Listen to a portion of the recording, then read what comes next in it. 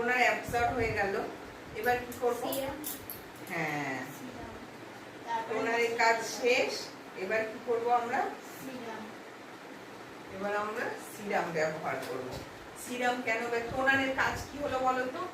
এই যে সমস্ত আমরা ফেসিয়াল করলাম, কোষগুলো সব ওপেন হলো। টোনারে কি হলো?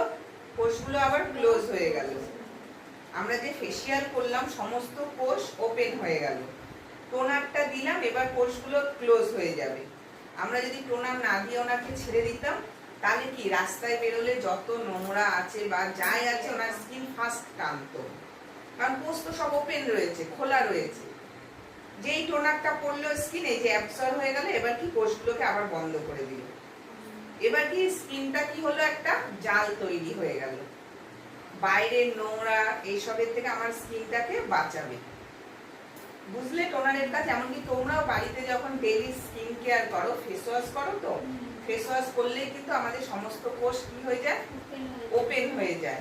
যতক্ষণ না টোনার দেবে ক্লোজ হবে না। মনে